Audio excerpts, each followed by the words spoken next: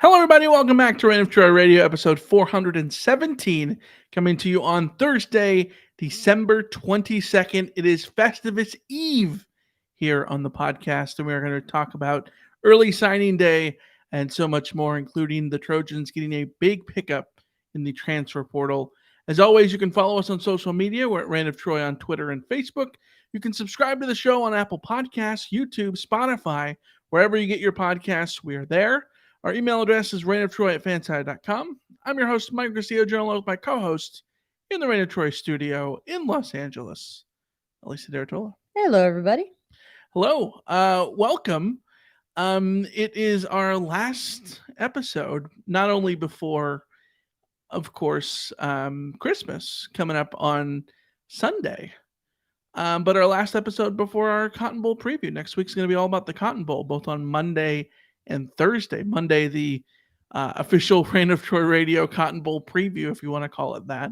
We're going to give you our game predictions, walk through the matchup, put out some over-under, and so much more. All of that sort of thing. Look for it on Monday.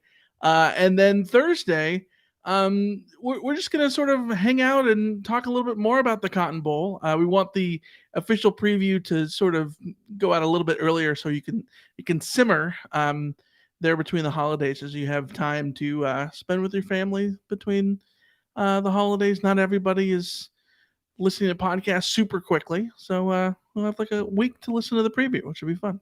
Yeah, a week to listen to the preview, and then we'll have our little sort of more mailbaggy, just sort of updates kind of thing before, and we'll have a lot of fun leading into what should be an intriguing bowl game. I think Yeah. that people are ready to write this bowl off, but for the same reasons that people are ready to write the bowl off, that's why I'm most interested in and intrigued by what happens with the bowl. So that and transfer portal news and all sorts of other stuff sure to be going down. Yeah, absolutely. Always a million things in the works for the Trojans. A lot of stuff going on this week, so let's just get right into the news, right? We got to start with some Cotton Bowl / NFL news. Jordan Addison is going to be out for the Cotton Bowl, rehabbing an ankle injury. Yeah, so apparently he had a setback on the same injury that had him out, or that he had been dealing with during the season. And so he is going to sit out and rehab. Still no official word on whether or not he's going to declare for the NFL draft. The expectation remains that he will declare for the NFL draft. We'll just sort of see when that announcement comes. But it's unfortunate for him, but also if you're carrying an injury and you're a guy in his position, then yeah, you do have to put the priority on rehabbing, making sure that your body is right. So yeah, we sort of expected that he wouldn't be playing because of a NFL opt-out. I don't know that an injury opt-out was what we expected here, yeah. but nonetheless, you hope the recovery goes well. And for SC, it's more opportunities for other guys. Mario Williams is coming back next year. It's more opportunity for him to sort of solidify himself as a number one receiving option for Caleb Williams and the Trojans going into 2023. Mm-hmm. You also have Kyle Ford and Michael Jackson III, Kyron Hudson, all those guys. Taj Washington. Yeah, the more reps, the merrier, right? Like they want to do the same thing to end their season on a high note and lead into 2023. Another guy who wants to do that is Tyrone Taleni, who is coming back. He said that he will be back for 2023.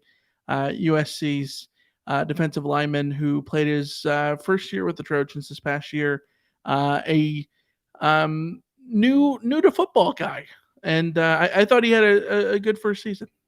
Yeah, I thought he really grew into the season too for USC. I think that when it comes down to it, USC's defensive line is going to need everyone they can get going into next season, and so having somebody who was reasonably productive this past season, again, it's sort of like Shane Lee. He had 7.5 tackles per loss, tackles for loss, second on the team with Solomon Byrd. Getting those guys back, number one, experienced leaders, veterans in the locker room. Do you sort of hope that somebody comes through and unseats them for the job? Yes, but even if that happens, you still have really good depth. You still have really productive players who are ready to come back and compete. So, yeah, I think it's a big thing for USC that Tyron Delaney is coming back. If nothing else, than for depth, and certainly given you're returning 7.5 tackles for loss, you're going to feel pretty good. Yeah, exactly. And then the other news about injuries, going back to the Cotton Bowl, also is Andrew Voorhees officially out for the Cotton Bowl, which means his USC career is done.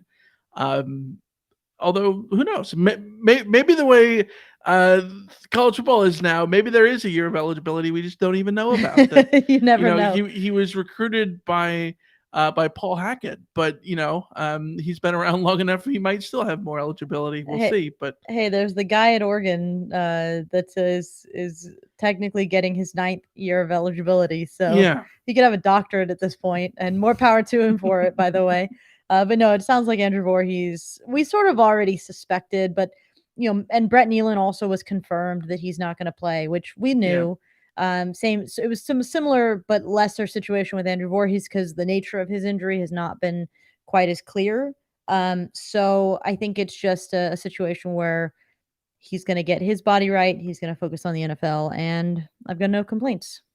yeah, I think it's a big, big challenge for USC's offensive line without him, without Brett Nealon. yeah. So that is one of the really intriguing things that we're going to have to talk about in the Cotton Bowl preview. Yeah, on Monday. Yes. Which is why if you're watching this on YouTube, you should subscribe right now. So that way you can be back on Monday to hear us talk about what these injuries mean for the Trojans going into the Cotton Bowl Classic, which will be the following Monday. So like and subscribe as always. And if you're listening to us on Apple Podcasts, subscribe there, and Spotify, and so on. Yeah, let's get to the big transfer portal news. This happened on Monday night. I swear, like 2 minutes Literally. after we stopped being live on the last episode. SC got a commitment from Oklahoma State linebacker Mason Cobb in the transfer portal, number 33 in the transfer portal rankings. He was second team All Big 12 this past season, tied for fifth in the Big 12 in tackles with 96. This is a big, big, big get. You would imagine that he plugs right in immediately to be a starter. Exactly where, inside, outside, whatever, worry about that later. This is a big time linebacker that SC got here, and SC's need is in the front seven right now. So the more the merrier. Yeah, this is the biggest transfer get for USC this cycle so far. I Yeah. imagine it will be the biggest, short of some miraculous strange thing happening in the spring, but you never know. This is huge, absolutely huge. 96 tackles last year. The Shotgun Spratling was tweeting out some really interesting stats that I think are the kind to sort of get you as a USC fan like rubbing your hands together. So he said that Mason Cobb had 51 defensive stops according to Pro Football Focus. That's a tackle that constitutes a failure for the offense. Linebacker Shane Lee had 29 for USC. He led USC in that category this season. So Mason Cobb is a guy who is in the right place, making stops at the line of scrimmage, around the line of scrimmage. Um, that is exactly what USC needed to add to their linebacker core. A veteran, somebody who's going to come in, plug and play right away, and upgrade USC's the weakest position. Let's call a spade a spade a spade. USC's linebacker core was the weakest position on the team. Mm-hmm. You have now plugged in. So if you're trading Mason Cobb for Raylan Goforth, for instance, in sort of a transfer scenario, then USC got the better side of that trade. And now you go into next season, like we talked about when we talked about Shane Lee coming back for another season with USC. Now you're dealing with a situation where the best of Mason Cobb, Eric Gentry, Shane Lee, and hopefully, some other guys who are coming in, whether the guys that are developing like Rajon Davis and Carson Tabarashi or freshmen like Tackett Curtis comes in and supplements that group. You have to feel considerably better about the linebacker crew with this. Aside from the one, let's see, bitsy little flaw in Mason Cobb's game, which Well, you can tell the folks. yeah. So Shotguns apparently had a couple of interesting tweets, some statistics about Cobb. Uh, this is from Twitter. Oklahoma State linebacker Mason Cobb had 51 defensive stops, quote, defensive stops, according to Pro Football Focus, which is a tackle that constitutes a failure for the offense. So, yeah, put that together with the missed tackle percentage of 21.1%. USC's inside linebacker missed percentage this year was at 16.7% for Shane Lee. So, yeah. Yeah, 27 missed tackles Yeah. for Oklahoma State. Now, 27. somebody who has 96 tackles and missed 27 tackles, um, that's a dude who's in the right place a lot of the time, if I'm gonna put a silver lining on it. But the missed tackle percentage of 21% is real bad, and that's something they're gonna have to work on with him so that people aren't pulling their hair out, You know what with it regards to reminds the me of? linebacker. Those numbers reminds me of Christian Rector, Yes. someone who would have big time tackle for loss numbers in certain games, but then would have his troubles with tackles. And I'm interested to see exactly what it's like with Mason Cobb. I haven't watched Mason Cobb tape or anything like that, so I'm always sort of skeptical about the Pro Football Focus stuff. When you look at the defensive stops being so high compared to what SC had, not that I doubt Mason Cobb's ability, but I do think that when there's humans making these statistics, it could be a stop for one person and another stop, not a stop for another person if they're different people. You look at like how scoring goes, in like hockey and baseball, like what counts as an error to one person isn't another, etc. So I'm always sort of skeptical on some of those numbers, but yeah, it's gonna be interesting to see what he can do and if he can solidify the missed tackle thing. Then he's going to be absolutely a stalwart for USC on defense. You talk about him being the biggest transfer. I still think Dorian Singer's probably that guy in terms of individual talent.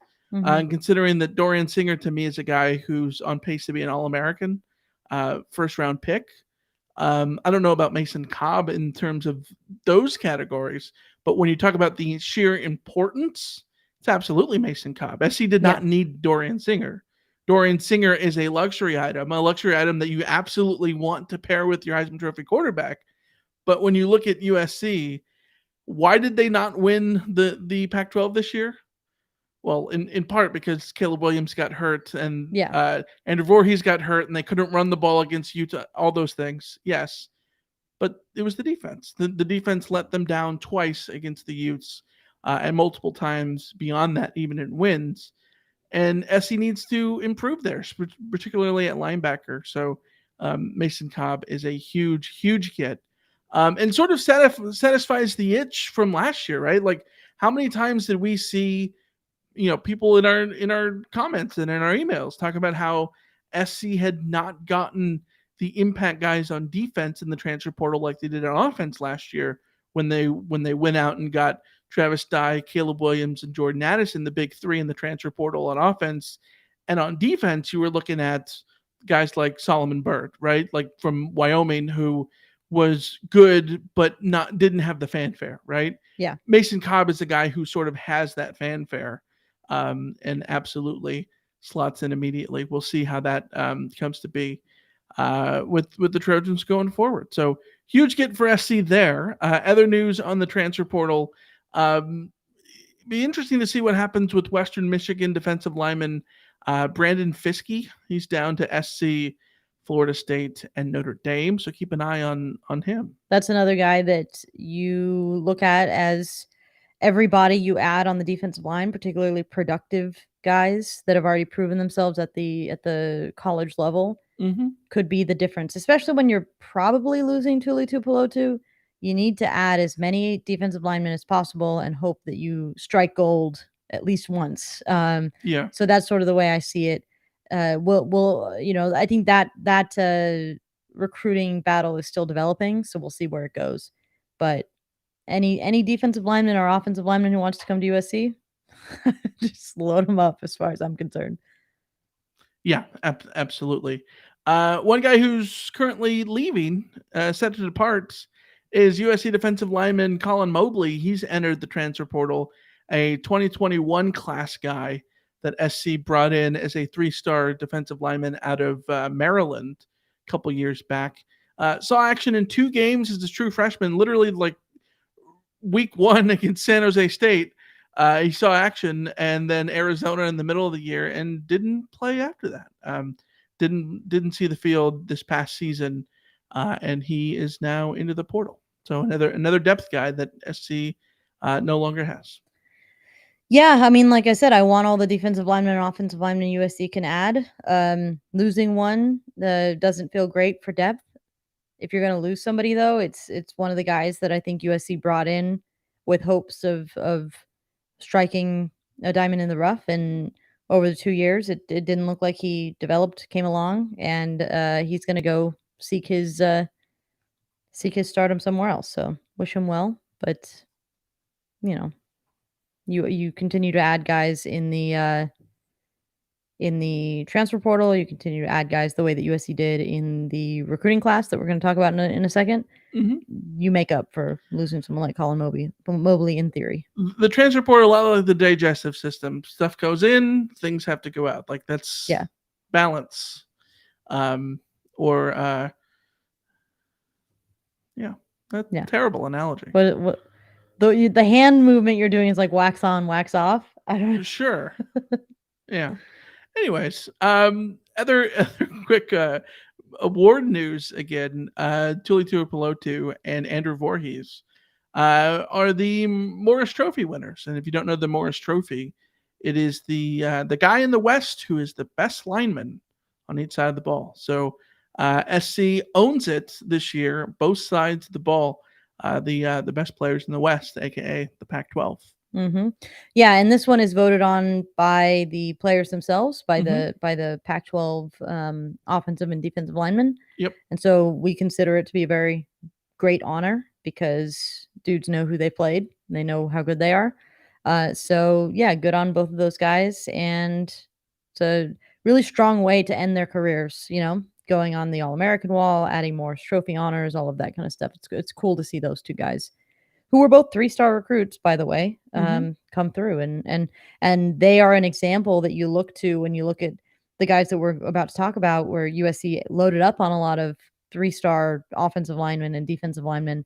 Those are the examples of how you develop and how you finish out your career with sort of being the cream of the crop. Yeah, there's a lot of complaining about 3-star recruits around USC. And part of it is because SC doesn't develop those guys. And part of it is people not wanting to be happy to settle for 3-star recruits. But the point is that when you have those, you want to be able to cultivate those guys into being, star players in of themselves. And some schools do better than that than SC. But when it happens at SC, you absolutely want to cherish that. And Tuli and Voorhees are two of those guys. Absolutely. Voorhees, his career currently over, like we talked about, and Tuli, we'll see. Still waiting the news on whether or not he's going to come back for 2023. Can I tell you something? What? I've got that same stupid hope that I get every year. It's the same hope that I had about like Juju and Adoree.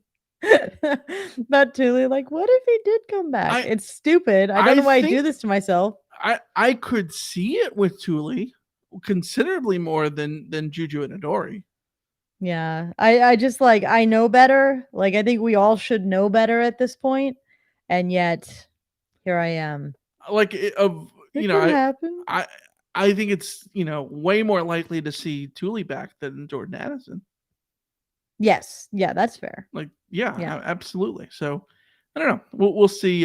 We'll see how that comes to be. Another phrase I overuse. Anyways, let's get to the main segment here. Signing day. Early signing day, of course, was Wednesday, yesterday. And we are going to not do our complaining about signing day like we did on Monday. But let's just get into it. SC signed 19 players, a good bulk of them early enrollees that are going to be involved for spring camp, which is going to be great news for the Trojans. Of course, the class highlighted by quarterback Malachi Nelson, Zach Branch, Makai Lemon, the triumvirate of five-star athletes on the offensive side of the ball. Nelson, the quarterback, and Branch and Lemon, the two receivers, who are absolutely expected to eat in the Lincoln Riley offense. On defense, you look at Braylon Shelby, the top get edge rusher, 4-star out of Texas, and Tackett Curtis out of Louisiana. Many Louisiana. Or is it Monty? Many? I think it's Many Louisiana. I've always said it many, but now that you say Monty, you never know. It's Louisiana though, so think about the Cajun accent. Absolutely. Who knows? Everything is, up for grabs. Yeah, could be Manny. Could be Manny. Who knows? It's not Sergio Mane though. No, certainly.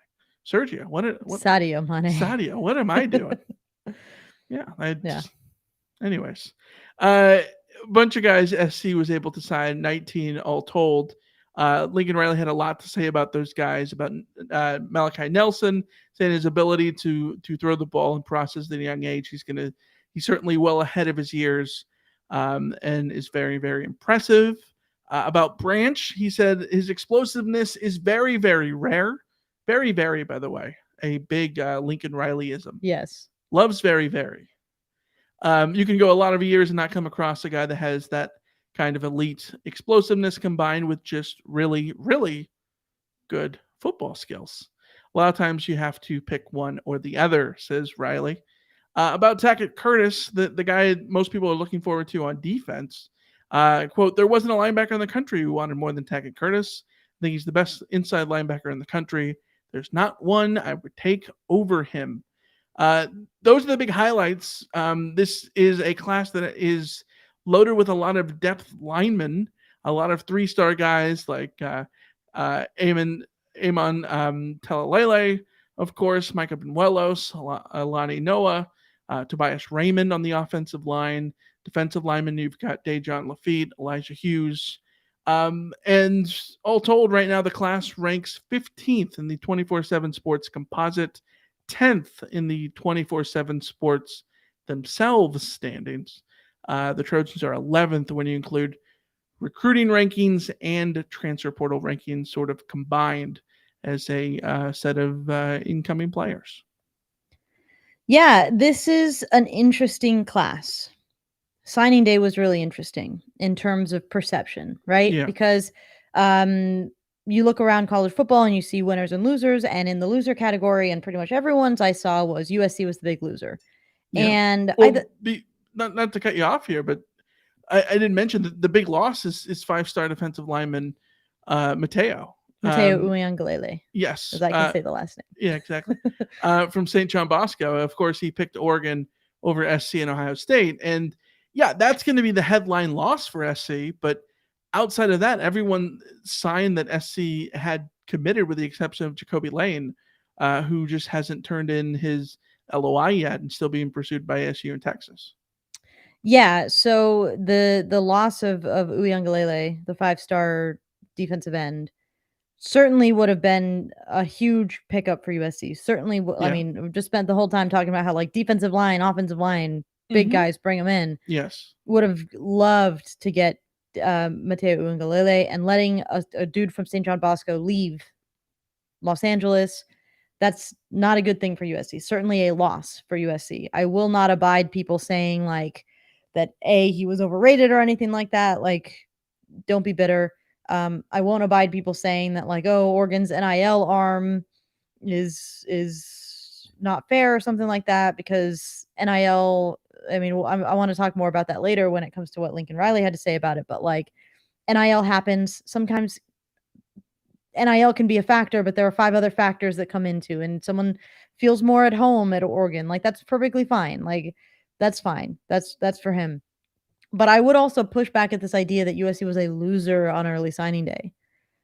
And a lot of this has to do with sort of the timeliness of decisions and recency bias, because Oregon was considered a big winner on signing day because they got Mateo Uiagalelei and because they flipped a quarterback. But like No one's talking about how on Tuesday, the day before signing day, they lost their 5-star quarterback, one of the top 5 players in Well, the they lost country, Peyton Bowen today too. and they lost Peyton Bowen today to Oklahoma, Oklahoma. yeah, And they biggest win in the calendar year for Oklahoma. for Oklahoma, yeah, straight up. um, but like the timing of this all matters, right? So if USC had Malachi Nelson, Zachariah Branch, and Makai Lemon not locked in, if they had just been floating out there considering other teams, and then on Wednesday they all said, "Yeah, I'm going to USC and signing," all anyone would be talking about is there goes Lincoln Riley going crazy with his school. USC is the big winner of stuff. So like, take perception for what it is. When it comes down to it, did USC achieve what they wanted to achieve with this class? I think for the most part they did. They got the skill position players that will form the next generation, Lincoln Riley's next generation at USC when Caleb Williams leaves, when the current wide receiver class leaves, and two of those guys, I mean, Branch and Lemon could be huge parts of the 2023 season for USC. Wouldn't be surprised if one or both of them became key players immediately. Um, those guys, you lock them in, and then the rest of the class is positions of need for the most part. So you get 2 running backs, Quentin Joyner and Amarian Peterson, who are really stellar running backs who will have to come in and be given an opportunity to contribute right away because Austin Jones could come back, we think, but he hasn't made his decision. And usually when it comes to running backs, the older they are, the more I say, just go to the NFL. Your body's going to get ravaged anyways. Just like go see what you can do in the pros. So USC has to come in expecting that they're not going to have their lead running backs from last year. So there will be opportunities for those guys. USC needed to add bodies at running back, and they got quality bodies at that. They needed help at linebacker, and they got, like Lincoln Riley said, the number one linebacker to that staff. Tackett Curtis, just watch his highlight reels from this past season. He looks like a baller. Like, and maybe I think in a best case scenario, he helps USC in 2023.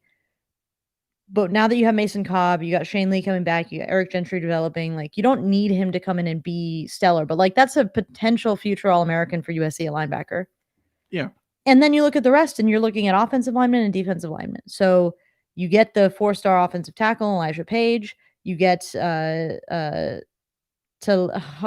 psyching myself out about the Talalele. Talalele. Talalele. Yeah. It's not that hard. Just don't psych yourself out. Talalele. You get Micah Banuelos and Alani Noah and Tobias Raymond. So you're bringing in bodies on that offensive line. If you're Josh Henson, you're looking at them and saying, like, I need to develop those bodies the same way that you saw Andrew Voorhees and those guys develop. So you're working with sort of decent numbers there on your offensive line because you had to bring in bodies on your offensive line. USC just does not have the depth there. They needed to get 5 dudes, and they did it. And then you have guys on the defensive line that they've added. David Peavy's an edge. Dejan Lafetite. Are we saying Lafetite? Yeah, I think. Yeah, Lafetite. And Lafitte. I'm adding weird letters. I'm sorry. Names, I can't. Yeah, then we get the media guide and then we learn it's Laffett. Yeah, exactly. Like that's welcome to life. Yeah. And Elijah Hughes. So like if you're looking at the bulk of the class, like are people disappointed or is USC getting dunked on for having the number 15 class in the recruiting rankings? Yeah, and they're within their rights to do so. But if I'm a USC fan looking at this class and seeing what did USC achieve, they hit pretty much everything that they needed to. The big miss is Mateo Uiagalelei. And you're going to miss sometimes. Like the whole point of building a program is so that you don't miss on those guys. But you also have to realize Sean Nua arrived less than a year ago at USC. So like he doesn't have 2-3 years of established relationships with recruits in the LA footprint. He doesn't have that kind of, USC staff in general is going to miss out on some of these because they weren't talking to these dudes when they were sophomores, at least not all of them. Yeah. So you take what you have, you build through the transfer portal the way that USC is doing, and I think you got to feel really good about this class. Anyone who's saying that this this is a class that you shouldn't feel good about. I just think they're being short-sighted. Well, I'm not going to, give this coaching staff a complete pass on this class. Like last year's class is the one that, you know, whatever you get is a bonus given that you have no time at all to recruit them. This one they at least had a year, but like you said, yeah, I think there is, you talking out that this coaching staff wasn't embedded with them when they were juniors and sophomores and all that stuff. But that's why you have recruiting guys who were carryovers, like Gavin Morris, who's still been around, right? Like you have guys in the office that have still been around that whole time, and ideally you want to lean on them in times of need like that. The other thing you're talking about the offensive line, and the hope is that SC gets to the point where they become the destination to go out and get these guys out of state, and they're able to get the linemen from the South and all of that. It hurts when you miss a lineman at home because there just aren't that many of them. So you miss Mateo at home, the 5-star guy just down the street in Bellflower, and it sucks, right? It's a big loss for SC in that sense because there's not that many of those big talented guys, west of the Rockies. I was just looking up the offensive tackle spots. SC, of course, gets Elijah Page out of Arizona. There was only 2 other guys west of the Rockies, west of Texas, that were offensive tackles in the rankings. Two guys above him ranked. Both of them going to Utah, including one who was from Provo. Yeah. So like, it's difficult, right? And the hope is that SC needs to get better there, and SC absolutely, when you become acting like the blue blood again, you expect to be able to have the clout to be able to pick out those guys, pick out a guy from Georgia, go out and get the dudes that Pete Carroll did. But I also urge people to go back, and I think we did the numbers last off season. Go back and look at the offensive linemen that Pete Carroll was recruiting.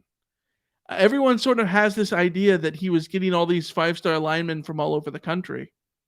He wasn't. Like his average star rating for what he was doing, as far as offensive linemen are concerned, wasn't too dissimilar to what Clay Helton did overall. Certainly at the end of the Clay Helton era, there was a step back. Yeah. But overall, SC has been recruiting offensive linemen from, say, 2002 to 2017 about at the same rate. And SC's got to get back to that rate because it dropped off in the last couple of years. But you hope that the transfer portal helps out with that. And you still have to go get those guys, and you can't miss on the transfer portal guys. And that's going to be a big problem. It also, the alarming thing for SC is that, they were able to put together a really good offensive line with guys who were super experienced that had been around forever, like your Voorhees and your Nealon, and even Justin Dietich has seemingly been around forever. He was a fifth-year senior this year. I guess a 5th-year junior because of the COVID year, right? Yeah. But this is a work in progress. I thought Lincoln Riley's quotes about like, hopefully this is the worst it ever is kind of thing. Well, I thought it was. I think I don't know if those quotes read well because like I get what he's saying. Yeah. I totally get what he's saying, and I subscribe to that notion. But it always sounds a little awkward, right? Well, I mean, I think what he's saying is spot on, though. It's like in 10 years, you want to look back at this year's team and this group and say this was the least talented that we were. And I think that you probably can't say that at quarterback, and you might not be able to say that at wide receiver, offensive line, but certainly at on the defensive side of the ball, you need more overall talent around your 11, not just 11. You need more in like your top 15 that USC just doesn't have, and so the recruiting and the transfer portal and all that kind of stuff is going to have to fix that, but it sort of comes back to like Rome wasn't built in a day. You have to be able to establish yourself as a developer of offensive linemen in order to get those sort of bigger Southern offensive linemen to come out to Los Angeles and feel like their future is going to be in good hands. So you got to build your reputation. You got to go for it. But this is all part of the process, and I think that if you're a USC fan, you have to be looking at this with a sense of patience. I know that like Yeah. 11-2 sort of killed any sense of patience we have for like 2023, but it is still this is the very very very beginning, and that's something that is good to sort of have in mind. Aside from just the whole, this is also the beginning not just for USC but like for everybody. Everyone's figuring out the NIL stuff. And I have a lot of stuff I wanna say on the NIL stuff, so I don't know if you've got, sort of NIL thoughts, Michael? Right. Well, really quick before you get to the name, image, and likeness stuff, I I just wanted to say that, like, talk about the patient stuff. You look at SC.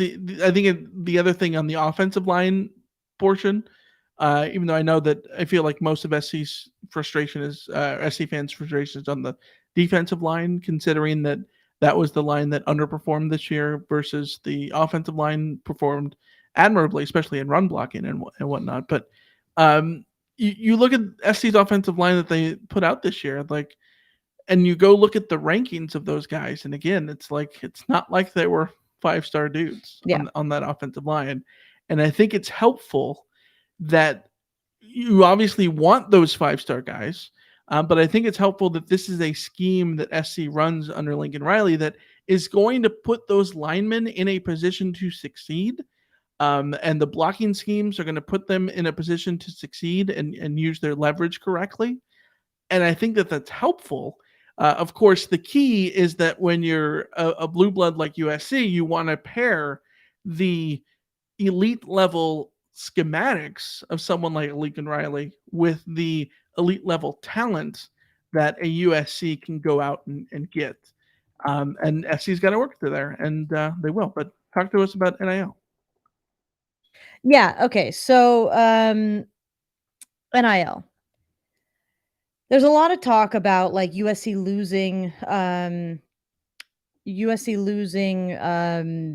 Mateo and sort of other guys, and it's all because of NIL, and then there's coaches out here like Dabo and Jimbo and everybody complaining, um, about sort of the NIL stuff that's going on. Um, to me, I'm really, really glad that Lincoln Riley takes the approach Wait, that he does. hold on.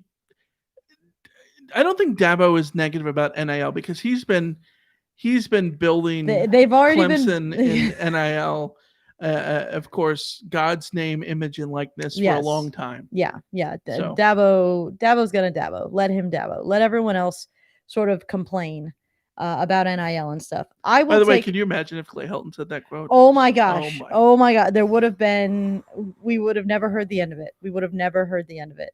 Um, no, the idea of, um, that Lincoln Riley sort of, to me, gets it.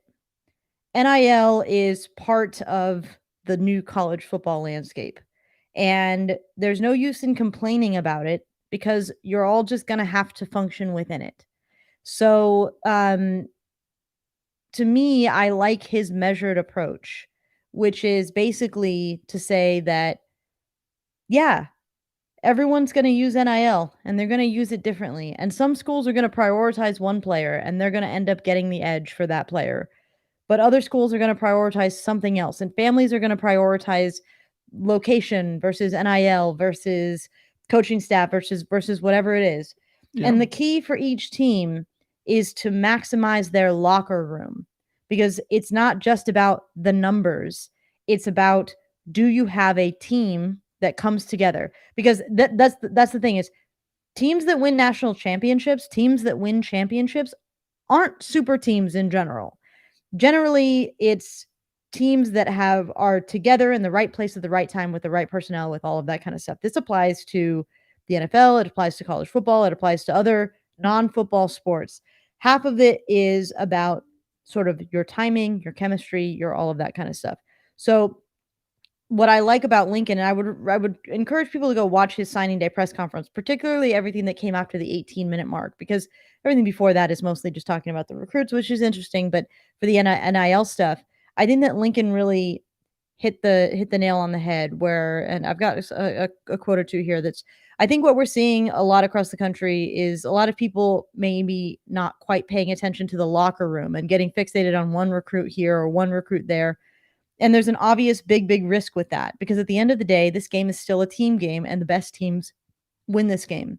So we're going to continue to put the teams first, focus on it, and continue to try to put our guys in a position where they can all do very well on the field and off the field with NIL and those things. And I think when you're in USC's position, that's absolutely the way to take it. Is USC will have NIL opportunities for guys. It's built in. USC already had Los Angeles and the industry and the alumni network and all of those things, academics that were building towards, that were good recruiting pitches to players. The NIL comes with also being at USC and making endorsement opportunities available to people and all of that. Like, players who come to USC will get their NIL opportunities. But when it comes down to it, if you're coming to USC, Lincoln Riley wants you to be bought into USC. If NIL is enough to sway you away to Oregon or Alabama or Georgia or Ohio State or Notre Dame or whatever it is, then you didn't buy into USC, which means that you wouldn't have been an asset to USC in terms of the chemistry of that team. That's not to be sour grapes and say, like, oh, he's afraid to compete or whatever, like the typical lines from before.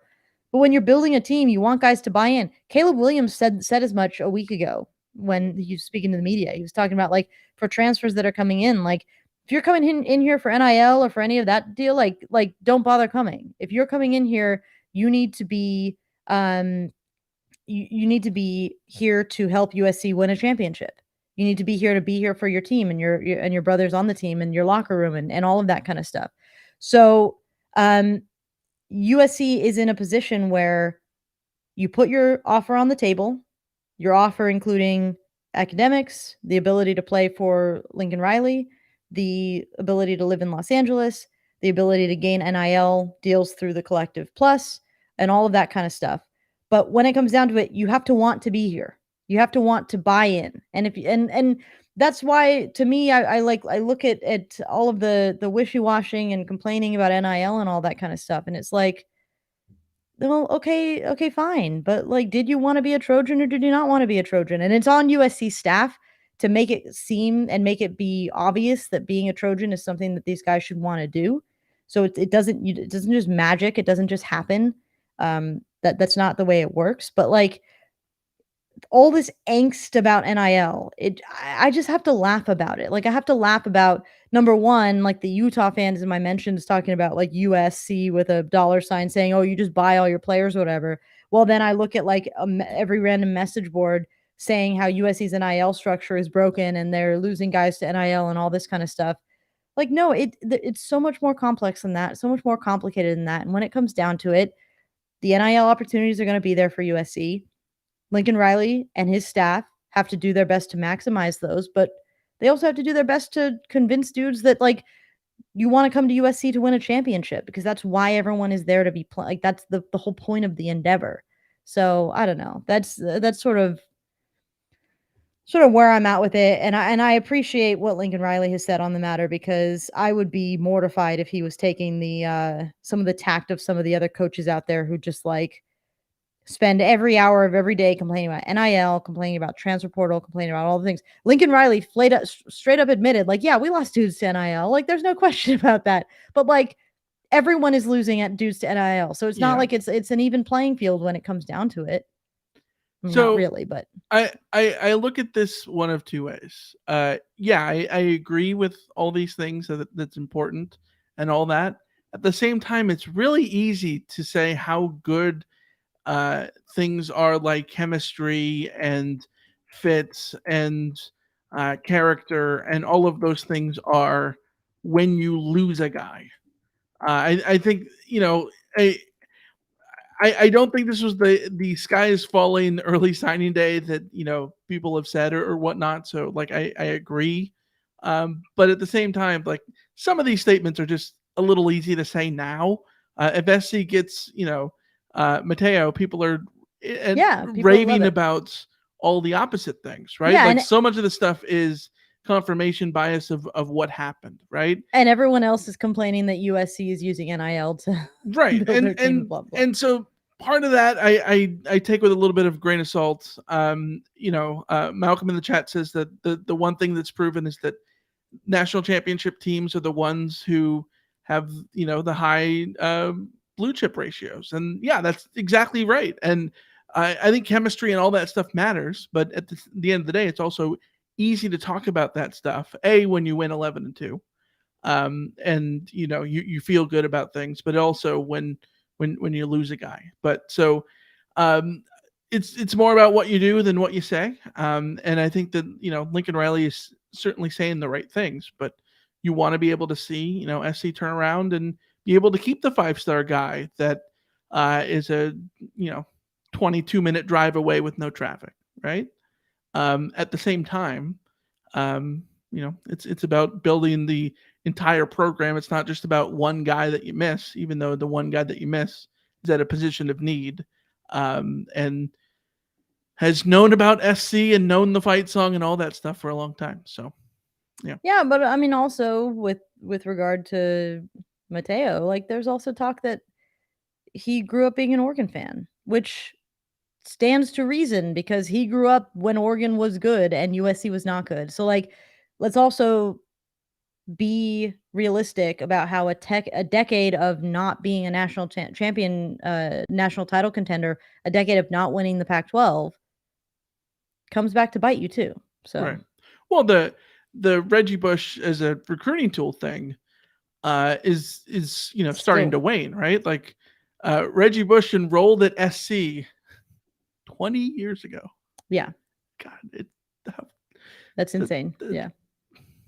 Feel like it was just yesterday. People were wearing the Bush Booty 03 recruiting class shirts. Yeah. and here we are, 2020 going into 2023. Where did the time go? My God. Yep. Anyways, a lot of stuff still to go on the recruiting front. There's still the traditional signing day, of course, in February, even though it is no longer a big deal. But I'll save that rant for last week's episode or Monday's episode. Go back and listen to that. There's tight ends still looming potentially. Walker Lyons and Deuce Robinson are still going to decide later on. Walker Lyons, of course, was a Stanford commit. Not having Shaw there as the head coach plays a role there. We'll see if SC can swoop in and get Walker Lyons in February. And what happens with Deuce Robinson and 4-star corner out of Sarah, Roderick Pleasant. So we'll see how all that comes to be, right? So yeah, I mean, there's still guys to add. I mean, this is going to be the thing is that the December signing period definitely takes the majority of your spots, but there will still be fights over other guys as the February one comes up, and then also transfers will continue to be a point of discussion for the rest of this period, and then after spring ball, because then you just sort of the floodgates open once again. So there's a lot of roster building that's going to continue to go on, and USC has a lot of time to deal with it. Yeah, 100%. All right, let's get to the mailbag. We got an email from Tony in Denora, PA. Alicia and Michael, this is Tony from Denora, PA. I love the beginning of his email. It just tells you who he is. It's great. You guys are right. The portal has way more excitement than signing day now. I used to love signing day in February. Hey, a couple times took the day off and sat around and watched it all day. Fight on. Yes, this was the thing. This is the go-to move. Was to take the whole day off. Set up the screens, all of that. You would have. I mean, the day before or several days before, I would go to the store and stock up specifically on like my signing day foods, which was it was like the one day of the year that I would give myself permission to just junk out. like as though I was like a 7-year-old again. Like you're Like on a this road trip the too. 7-year-old that my mom would not let me be because she wouldn't buy the good junk food that I wanted, but like powdered donuts What, and Gushers and fruit by the foot and like what was your cereal Cheez-Its, game and as a kid? we got the bags from the grocery store. The you You know were the bag the people? knockoff bags. Yeah. Wow. Yeah. Wow. Yeah. Judging. I know Wow. it. Yeah. I had the mother who would be like, if sugar is in the top 3 ingredients, you cannot get this cereal. I'm like, well, that's all like the good That's ones. all of the good ones. Yeah. So Yeah. No, so like I have no idea what you talk about, like Cocoa Puffs. Never had it in my life. Don't oh I no, have no Cocoa Puffs are idea. good. No, we certainly transitioned to not the generic fake bag stuff. Oh, when we would stay with my grandma, the first thing we'd do is we would go to the store and she'd let us each pick out a box of cereal, and that would be our cereal for the duration of our stay. Nice. Oh, it was clutch. Like, oh, that's the move. That's the move, guys. Is if you're the grandparent and you've got the kids coming over for the grandkids coming over for a week or a few days or whatever, a weekend, whatever. Like, take them to the store and let them pick out their favorite box of cereal, assuming that they don't like get the normal. I don't know. Do parents these days buy them the good stuff? I suppose it depends, but my So parents definitely were last off-brand folks. speaking of off-brand You folks, got 5 kids, you sort of have to be, to be my fair. parents are big Aldi people, which I Okay. like Aldi. Aldi's legit. I like But Aldi. like it's funny how everything in Aldi is like The most the off-brand. most like off-brand, but like if you squint, it looks like the real thing. Yeah. So the other day I was at my parents' house and they had Fruit Loops. No, sorry, Frosted Flakes. The entire side of the box is a barcode, like down and the whole bottom. I'm like, is Aldi just like everything is made to like be quick and easy Yeah. and like like everything's designed to be functional, that Yeah. the whole box is a barcode to make it easier for cashiers. I like it. Crazy. Anyways, enough about cereal. Let's get to the questions we got on YouTube. Your five head says, concerned that Riley will grow frustrated with SC's NIL situation. They keep losing top recruits because of NIL. I think you're making an assumption that Lincoln Riley is that frustrated with the recruits that USC missed on this year. Like, if I'm Lincoln Riley, and remember, NIL, and this is something that we're going to be talking about now forever because it's hard for people to understand NIL. Everybody's got a budget. Mhm. Everybody's got a budget.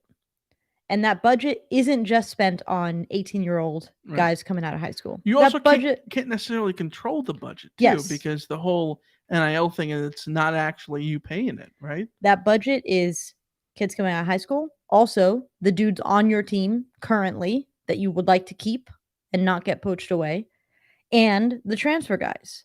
So like if you're talking about, USC having the budget that they have and not being able to, for an example that whatever, it's just because it's the talk of the day. If USC didn't have the budget to ensure that Mateo Uiagalelei came to Los Angeles, then like that's probably because that budget went elsewhere. And if you're asking me who do I value more, Mateo Uiagalelei or Mason Cobb, I will tell you I value Mason Cobb twice over. If you're telling me if I value Caleb Williams and Mario Williams and whoever, Kalen Bullock and whoever else you want to point to, like that you need to make sure are taken care of as well. Like you do. Personally, I value those guys over the 50-50 prospect that is every recruit. If I was USC, you know what, this will be fun. NCAA football. Which, do we know what name they're going to call the video game? I think it's college football. Or college football, like something like that. Whatever. The game that comes out when it comes out in 2024, I think they pushed it back to. When that comes out, they're gonna have to have like NIL allocations and all that kind of stuff. And if they give me an option of like, but again, where you don't have control over the NIL, so like, why would it be part of the game? You do though. I mean, but not to a point. To a point, yes, But okay, but where not are you going to where are you going to put your recruiting? So if you're going to wrap NIL stuff into your sort of recruiting no. tokens, I think the way it works if you're is gonna do that though, I mean that stuff is you beside that I think you you the don't have NIL specifically. I yeah, think you just the make NIL mechanics part of your the speech, mechanics of of the your game are pitch. irrelevant to this conversation right now. What I'm Okay, talking good. about is if you're gonna put your sort of investment points in players, and you tell me that I can put my investment points in transfer portal, current squad, or recruiting, like I am maximizing transfer portal and current squad because every dollar you spend on a recruit is a 50-50 gamble that is Yeah. far stronger than the other gambles that you're making in other areas. Hmm. So, especially when the transfer portal can like give you options for an equivalent like now, you need to get the generational guys. You need to get the Malachi Nelsons. There's no question about that. Hmm. But Yeah.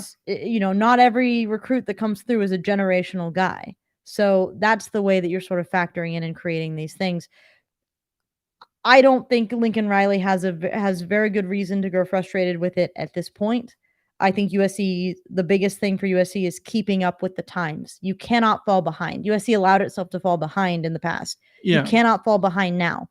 Well, So you need to keep growing your NIL arm along with the way that everyone else is growing their NIL, their support staff, all their facilities, all of that kind of stuff. so I'm not fully on the up and up of all the things that Lincoln Riley was like rumored to be up in arms about with Oklahoma stuff.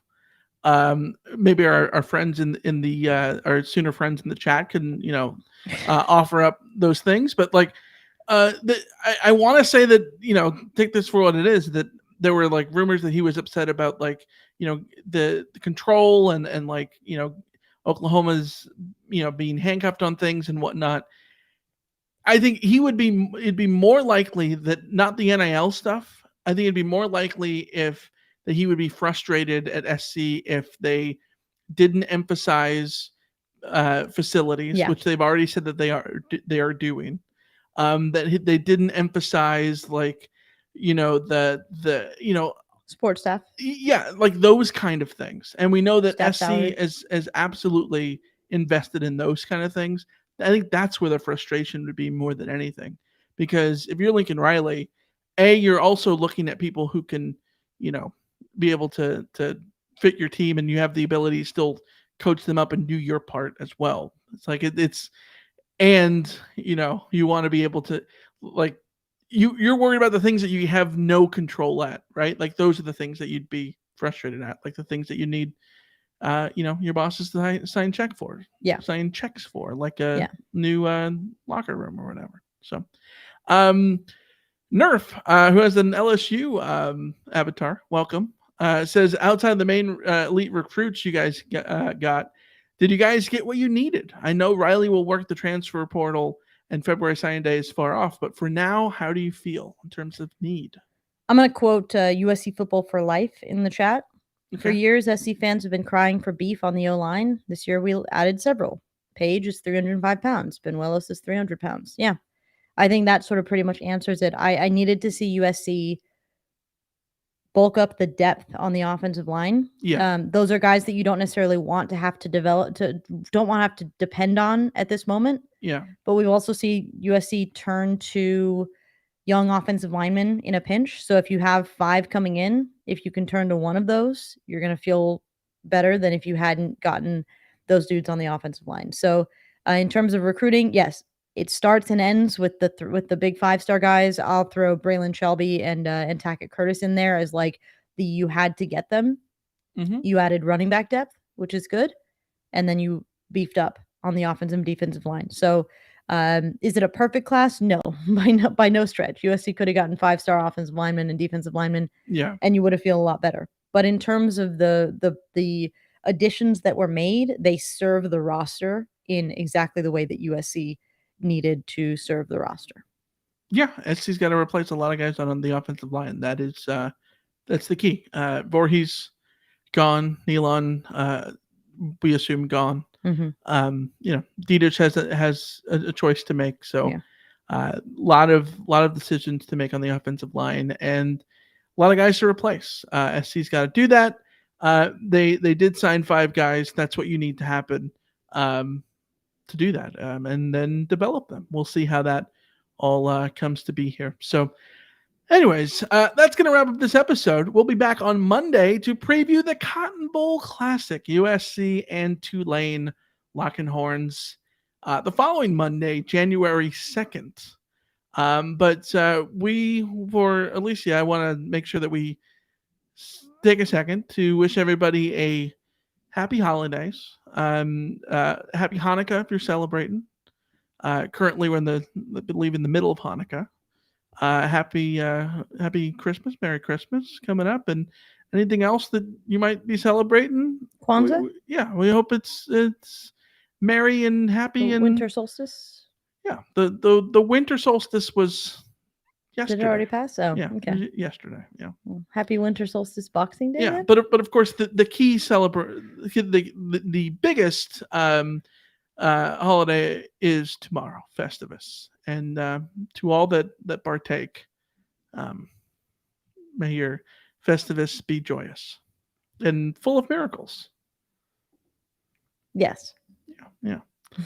All right. Be sure to subscribe and like here on YouTube, and subscribe wherever you're listening to us with your earbuds if you're a podcast subscriber as well. And leave us a review on Apple Podcasts. Help us grow the show. Send us your emails, randomtrue@fanside.com. You guys go home and do all your rapping, your last second stuff. Remember, your mom would like socks. Don't forget, your mom would like socks. You still got time. Probably don't want to go to Costco. It's going to be a madhouse. So find somewhere else that has some nice wool socks. I hope my mom's not watching, because that's what she's getting, some nice wool socks. So, yep. All right. Any final word? Final holiday word? The final word is merry. Be merry. I never know what that means, but sure. Yeah. It's sort of cheerful and festive. Yeah. Okay. We'll be merry. And married, I guess. Too. Yeah, that too. Yeah. All right. See ya. See ya.